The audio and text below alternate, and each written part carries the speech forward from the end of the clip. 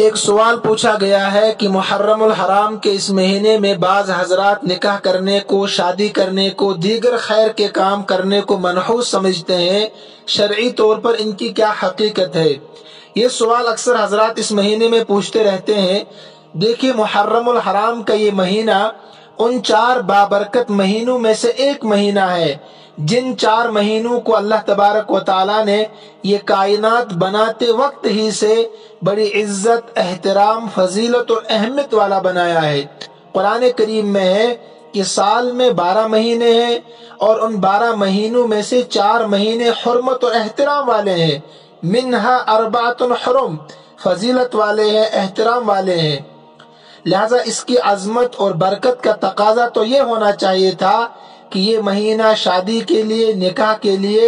اور اسی طریقے سے دیگر خیر کے کاموں کے لیے سب سے بہترین اور مناسب ہے۔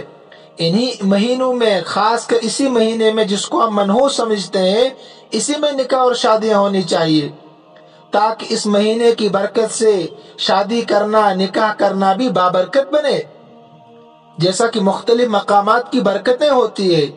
جسے دنیا میں تمام جگہوں میں بہترین جگہیں مسجدیں ہیں، اور ان مسجدوں میں بیت اللہ سب سے بہترین جگہ ہے۔ اسی طریقے سے 12 مہینوں میں سب سے بہترین مہینہ رمضان المبارک کا مہینہ ہے،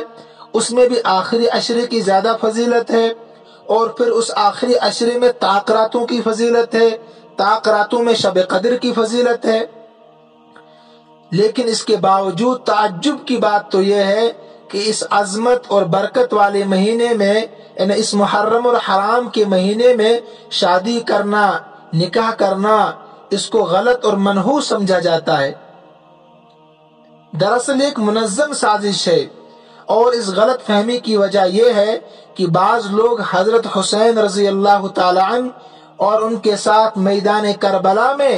شہید ہونے والوں کو بنیاد بنا کر ماہ محرم میں شادی کرنے سے، نکاح کرنے سے احتیاط کرتے ہیں۔ یاد رہے کہ اسلام میں شہادت تو نہایت ہی معزز اور مقدس چیز ہے، جبکہ یہ کسی ظالم اور جابر کے خلاف ہو، وقت کے ڈکٹیٹر کے خلاف ہو، اسلام کی سربلندی اور آبیاری کے لیے ہو، ملک اور وطن کی حفاظت کے لیے ہو،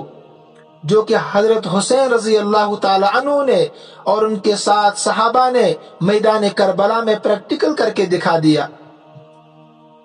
اور یہ شہادت امت کے خوش نصیب لوگوں کو عطا ہوتی ہے۔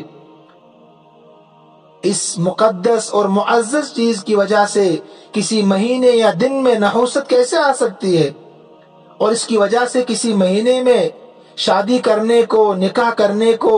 اسی طریقے سے خیر کے کام کرنے کو کیسے منحوس سمجھا جا سکتا ہے؟ حضرت حسین رضی اللہ تعالی عنہ اور ان کے دیگر جانثار احباب کی شہادت یقیناً امت کے لیے دردناک اور غمناک واقعہ تھا، لیکن ان کی شہادت کی وجہ سے ماہ محرم کو غم کا مہینہ قرار دینا قرآن و سنت کے بالکل خلاف ہے، شریعت کے بالکل خلاف ہے۔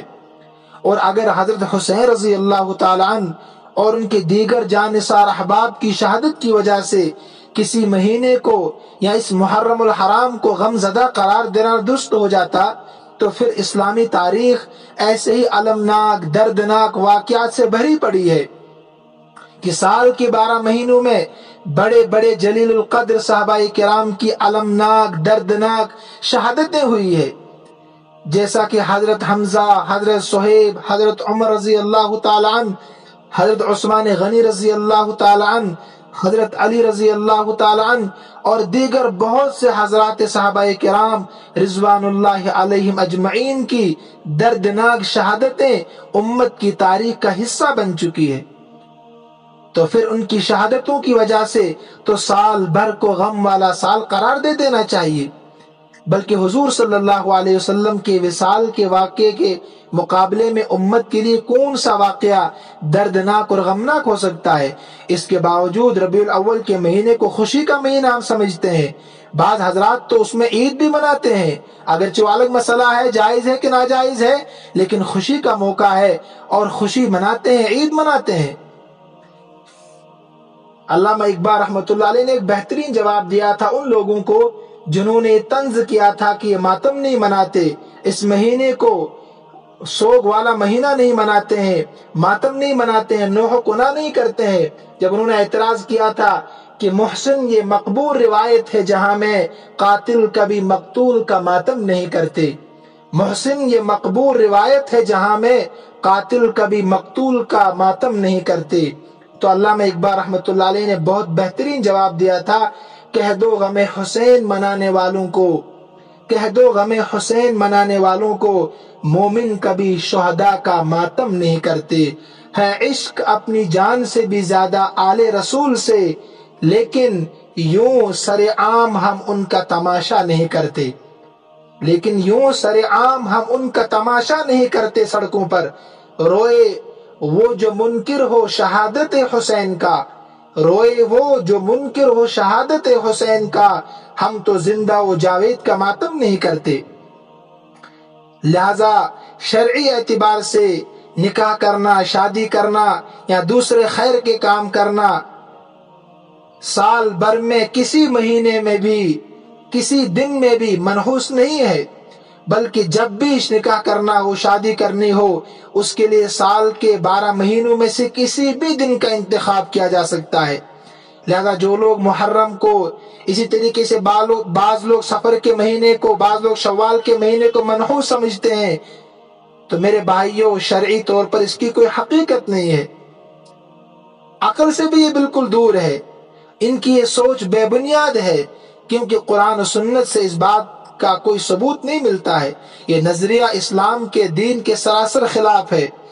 اسلام میں کسی دن، کسی مہینے، کسی سال یا کسی چیز کی کوئی نحوست نہیں ہے فی نفسی،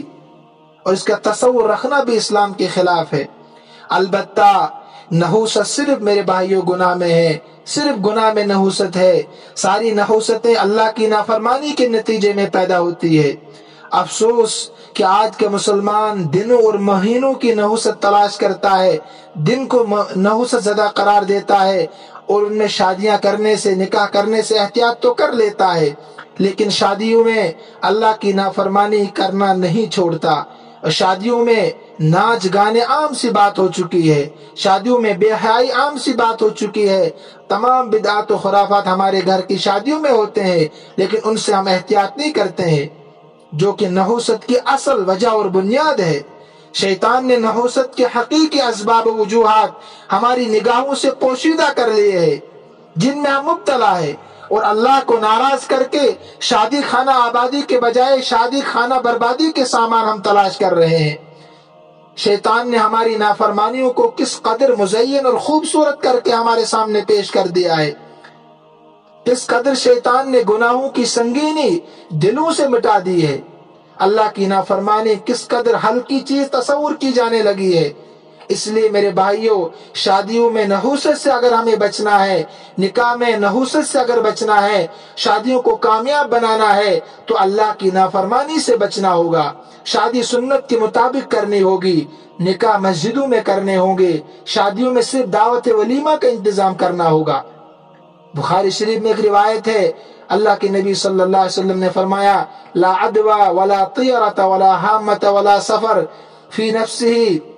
بذات خود ایک شخص کی بیماری دوسرے انسان کے اندر منتقل نہیں ہوتی ہے، اسی طریقے سے بدشگونی کرنا بھی گناہ ہے، اسی طریقے سے کسی مہینے کی بھی کوئی نحوست نہیں ہوتی ہے۔ تو یہ ساری باتیں بے بنیاد ہے، جن کی اسلام میں کوئی حقیقت نہیں ہے، یہ شرعی طور پر بھی عقل کے خلاف ہے، اور ویسے بھی عقل اس کو تسلیم نہیں کر سکتی ہے کہ فی نفس ہی کسی مہینے میں نحوست ہو، جس کی وجہ سے نکاح کرنا، شادیاں کرنا، ان میں بھی نحوست پیدا ہو جائے۔ اللہ تعالی ہمیں صحیح معنی میں قرآن و حدیث کا فہم عطا فرمائے، اور صحیح طریقے سے زندگی بسر کرنے کی توفیق عطا فرمائے۔ السلام علیکم ورحمۃ اللہ وبرکاتہ۔